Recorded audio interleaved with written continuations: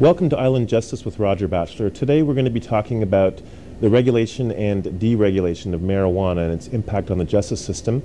And today I've got with me Don Mackay from Don Mackay Law Corporation and Ted Smith from International Hempology 101 Society. Did I get that right? Okay, good. And I thought the first question I would ask is actually for Ted. And Ted, I know that International Hempology 101 has an interesting title to it, and it sounds like from some of the things you've said to me earlier that you actually really practice that. I understand you've got a lecture series at UVic. Could you tell us about that? Certainly. One of the first things I did coming up 16 years ago was start a Hempology 101 club at the University of Victoria. It's now the largest student club on campus, and we're coming into our 6th year where I've taught a free lecture series.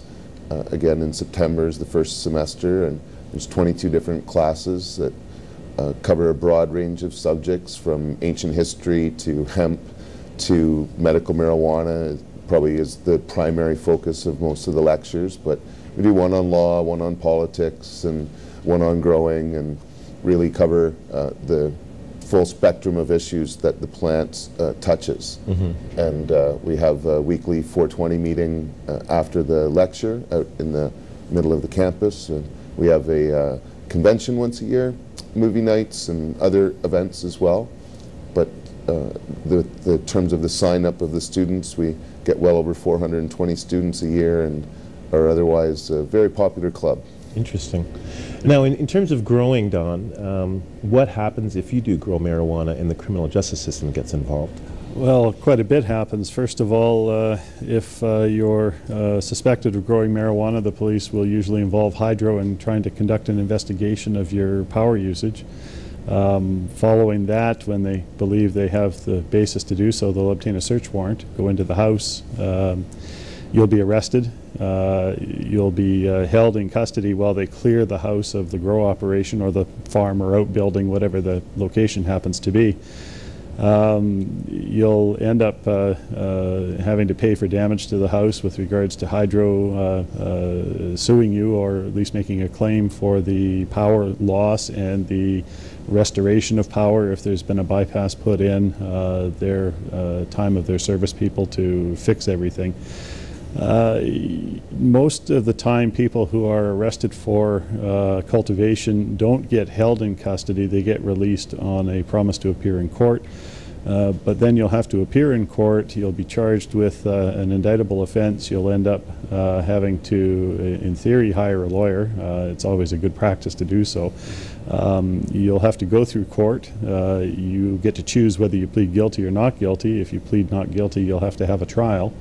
And that's a very expensive proposition. Mm-hmm. And what are the range of consequences if you end up being found guilty? There's substantial consequences that come out of this, not the least of which is the presumption that for cultivation you'll serve a jail sentence. You might not actually serve that sentence in jail. We have conditional sentences which are often handed out in these types of cases. But there's a huge financial impact. If you're owning the property could be seized as proceeds of crime. Certainly the fines are substantial in terms of that. If you're believed to be making money off of the sale, Revenue Canada will get involved, and they'll look at your assets and see whether or not you have undeclared income. People have been estimated at making hundreds of thousands of dollars off of this and had to pay hundreds of thousands of dollars in fines. So it's really a substantial impact. So Ted, given all that, why would anybody want to grow medical marijuana? Well, there's a lot of reasons why people would grow cannabis in general, but when it comes to medical marijuana in particular, there are a wide range of symptoms that can be greatly benefited through the use of this plant that pharmaceutical drugs don't have the same effect upon or as much benefit for. And more people every day are discovering that using cannabis in small amounts can alleviate a wide range of symptoms. When eaten in particular, cannabis is anti-inflammatory, it's antibiotic, antiseptic, antifungal, antioxidant, it's a muscle relaxant and a painkiller. Mm-hmm. And so when you eat a cookie, for example, if you've got a problem like irritable bowel syndrome, Well, that's like an inflammation of the gastrointestinal system. Actually, a lot of problems are inflammation related. And being an anti-inflammatory, cannabis is incredibly good at relieving inflammation in your liver. If you have hepatitis C, your liver's swollen, or like I say, your gastrointestinal system, your brain, there's head injuries, people with epilepsy, glaucoma even, it's swelling that will cause various problems. So the relief of inflammation is not as understood or appreciated as it should be. But being an anti-inflammatory, a muscle relaxant, people's stomachs are a smooth muscle. So when you smoke or eat cannabis, it just relaxes that. And other cannabinoids, they're called, the chemicals in the plant, will stimulate your appetite in the brain at the same time. Mm-hmm. So if you wake up in the morning and you're nauseous from cancer, AIDS, hepatitis C, or even the side effects of the painkillers or whatever else you're taking, the cannabis will will encourage an appetite and help people keep it down.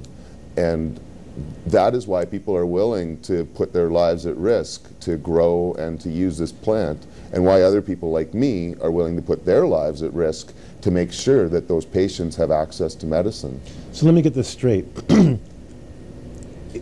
Under the current scheme that the government has, is there a way that you can grow marijuana legally and use it legally?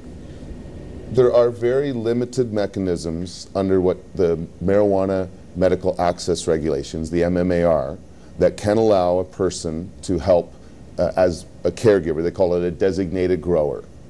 Or if, let's say, Don is a patient, I'm not hoping you ever will be. I personally hope never to be a patient in my own club. But Don, if he applied legally, if his doctor signed the forms, he would be able to grow a certain number of plants. Let's say 5 grams a day would allow him to grow 25 plants. If physically, financially, or just with time, Don couldn't do that, he could sign someone else like me up as what they call a designated grower. I could grow for Don and one other patient, okay. But that's it. Mm-hmm. The regulations allow for 4 licenses on one property. Okay. So in theory, you could have 2 people helping 4 people in one place. But the economies of scale just are not justifiable. For 4 patients to pay for one person's wages and the rent and the facilities for a grow op is really not functional. So for small scale grow ops, people can get a light and put in 6 or 8 plants and stuff. But it's something that when you're really setting up for as many people as come to my door, you need growers that are helping supply 100 people or more, mm-hmm. and that way they can do a better job at it. And so I personally and our club really don't sign up to Health Canada's programs. We encourage our members to, so they get legal protection to possess and to grow if they choose.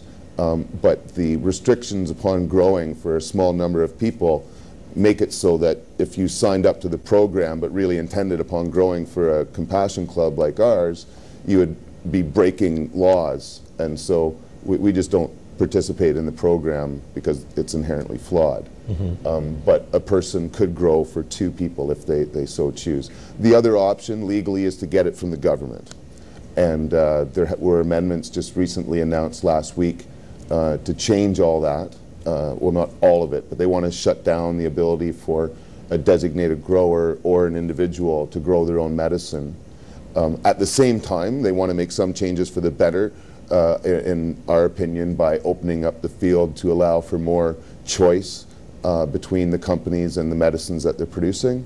Right now, the government produces one kind with Prairie Plant Systems, which is just not appropriate. There's many strains of cannabis that have different effects depending on their chemical makeup and essential oils, and that's why they have there's so many strains that just all will range from what we call sativas, which have a headstone effect and are great painkillers but not much of a muscle relaxant, to other strains that are heavy muscle relaxants. Mm-hmm. And the difference is quite dramatic actually, which is why patients need choice.